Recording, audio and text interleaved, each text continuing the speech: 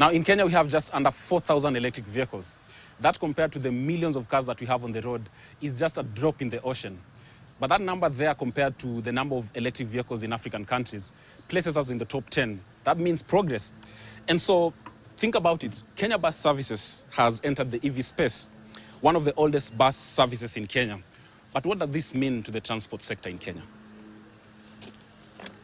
One, KBS we would say is the traditional bus service in Kenya. It's got a good name. KBS has been in the country for, I think they started something like in 1920 something. So it's almost 100 years of KBS been in this country. So it's a legacy brand.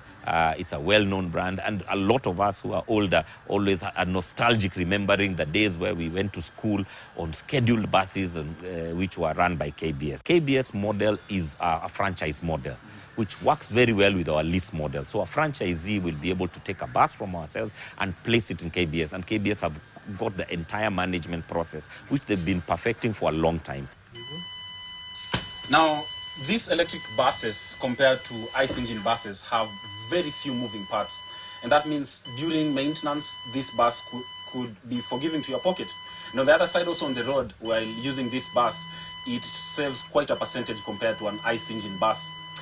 But these electric buses are still quite pricey. So how does KBS afford to get these buses on the road? If you look in the motorcycle industry, what they're doing is doing battery swapping that brings down the rate. If you look in the Western world where they've got very huge subsidies, which makes it affordable. What we are doing in Kenya, especially for bus operators who can't currently afford the bus if they were just to outrightly buy it, like they buy the diesel buses, is we then are creating we've created a new financing way and a new financing model, which we call pay as you drive.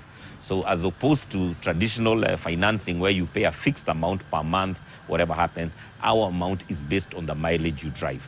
So somebody pays a deposit, and it's basically a lease model, but you're paying the lease based on a kilometer-based financing.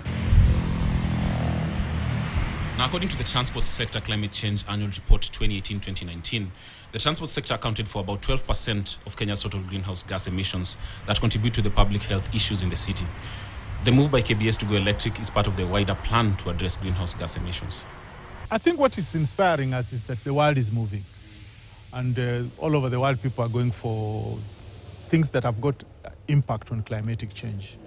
Because of the climatic change issues, all countries are trying to see how they can reduce carbon emissions. A lot of has been done on the ICE vehicles. Those are internal combustion engines, to the level they have reached Euro 6. Euro 6 is supposed to be among the cleanest. But still there is a deficit. And the technology in EV, despite the fact that EV came before the ICE engine, the technology has now improved so much that now the EV is starting to become affordable.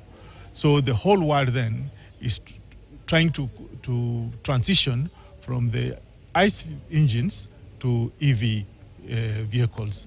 Now, we have been talking here about the sort of car that can save you money, both on maintenance and fuel. The other thing that this car does is it's very forgiving to the environment. And as we well know, this is our responsibility to the future generation. But will these buses represent what KBS has represented, bringing order to the transport sector? All right, thank you so much for that, Kelley boss. Now we take a break right here on Business Today.